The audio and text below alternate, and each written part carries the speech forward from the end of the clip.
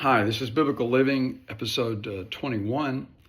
And this playlist, it's called a YouTube playlist, you can call it a podcast, you can call it whatever you want.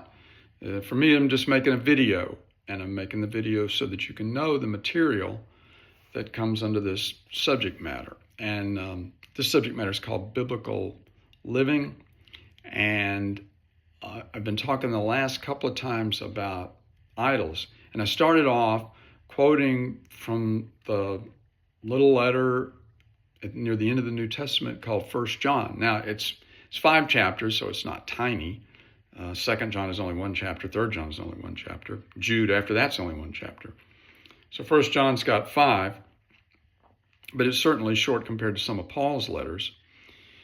And in this letter, John, the Apostle John, ends his letter by saying, little children, guard yourselves against idols. And I've always thought that was sort of strange because he hadn't been talking about idols in the letter. In fact, he seemed to be dealing with things that were sort of beyond idolatry. And it's easy to think, or at least it was easy for me to think, that, one of the characteristics of what Jesus taught his disciples and what we see them learning throughout the New Testament, both the disciples that went around with Jesus plus the disciples that they made when they went out as apostles and preached his gospel, is that they learned what God wants, and it's a long way from idolatry. So you wouldn't, idolatry would seem to be like at the very beginning of someone's ABCs in terms of learning how to worship God through Jesus Christ. And so that's why I was surprised to see it. But as I kept reading and studying the Bible over the years, I came to realize that that was a very good time for him to say that right as he was ending the letter, because he was not going to live a whole lot longer. He wasn't going to be able to write them a whole lot more things. And so he wanted them to remember this. They were going to need to remember it. And to give you an example of why, I read to you the story from the Old Testament, Numbers chapter 21, about the incident in the wilderness where the Israelites were disobedient. God had sent these serpents. They were biting people. It hurt. And it was a real problem. Moses prayed for the people, and God gave a solution. The solution was Moses was to make a bronze serpent, put it on a pole, hold it up, everybody would look at it, would get well. And it worked. People turned to God, were basically confessing their sins, and God was healing them, which is a sign of the way it works. We sin, we look to God for deliverance, and he heals us. Sin requires healing because sin is it's not just bad, it's a disease, and it spreads. And so you need to be forgiven and cleansed and healed. So, fast forward 750 years, and we find that the Israelites have kept this pole and this bronze serpent that was hanging on it, and they've started worshiping it. Now it's become an object of worship. And so when God does something, if there's some object, some physical object involved, it's just the tendency of humanity to preserve that object and then make that object an idol. And Satan always wants us to worship idols, because idols can't say anything. They can't give you any direction. God wants to be a God who can be heard and understood, because he wants to teach us. He's a teaching God. And Jesus demonstrates that. We might not have ever fully seen that with God in heaven, but once he came down in the form of Jesus and began teaching us, we could see firsthand God's a teacher. He's an explainer. He's not, he doesn't want everything to be a mystery to us. Now, he can't explain everything to us because we're not that smart. We can't understand everything that he understands. But he wants us to understand a lot more than we do understand, and he's certainly not trying to dumb us down like animals. He wants us we're on a different plane, a different level from animals, and he wants us to be able to understand. And so we need to understand this tendency to fall back into idol worship. Now, in addition to that example, and you may remember that they call that serpent on a pole, Nehushtan. That word's not used anywhere else in the Bible, but it's just kind of a funny word. But it's a way to remember where they went wrong. Another place they went wrong was in 1 Samuel 4, where the Israelites are being harassed by the Philistines.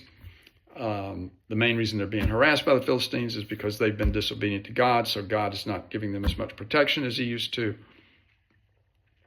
And so they're looking for a way to defeat the Philistines, and they got the bright idea. Well, look, we'll just take the Ark of the Ark of the Covenant out there. You know, the ark that sat in the tabernacle that Moses had built. We'll take that out there. And they thought that was going to be like Joshua surrounding Jericho, 6 days and blowing the trumpets and all that, and the walls coming down. So they just thought they'd do it. And they were using this object that God had them build. They turned it into an idol. And they were like, okay, if we got this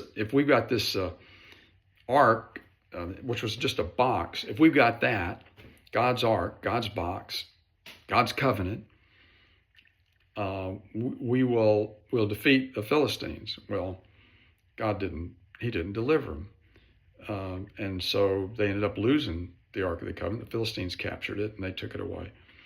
But the Israelites were idolizing that piece of temple or tabernacle furniture that God had designed for them and showed them how to build.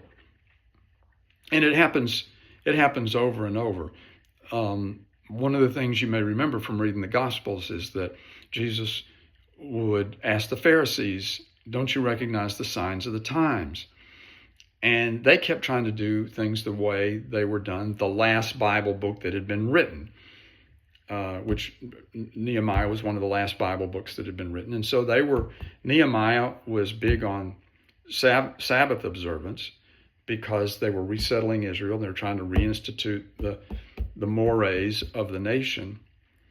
And but they didn't change with the times. The Pharisees didn't change with the times. And so they were just real sticklers on the Sabbath. And that's why you see them criticizing Jesus so much about the Sabbath. They were like the generals who fight the battles of the last war. And God wants us to recognize that evil is always disguising itself. And so we have to be able to look at the spiritual dimensions of what's going on in the world we live in and not just try to match it up piece for piece. And not only that, for those of us who live in modernity, we've got paved roads and we've got iPhones and we've got other things. So we got all the same evil that they had in the olden days, but it doesn't show up in the same packages, doesn't wear the same disguises. So we want to recognize idols. Just to give you one more example, in the few minutes we got left in this episode, we're actually a little bit over, but I'll go to finish this. And that is that some notable idols that were, one other set of notable idols that were built or crafted were done by King Jeroboam of Israel. When northern Israel split from southern Israel, remember Saul was first king of Israel. Then David became king, consolidated the nation, made it powerful, subdued all the surrounding enemies. Solomon ruled, and he built the temple, and he did a lot of trade. He didn't have to do much fighting because David had defeated all the enemies, and he majored on trade. But then when it came time to turn over his kingdom, when he died and passed the kingdom on to his son Rehoboam was going to keep up all those public works projects that Solomon had going, and the people didn't want that. They were tired of it. They were taxed heavily. There was a great burden to have to serve Solomon's opulent taste. And so they said, look, you got to give us a break. And Rehoboam decided he wasn't going to do that. And so the kingdom split. And Jeroboam led 10 of the tribes from the north. Well, the temple was in southern Israel. The temple was important. And Jeroboam was afraid that if his subjects, northern Israel, were to go down to Jerusalem, you know what? I think I will finish this next time. It's just, I'm trying to fit too much in.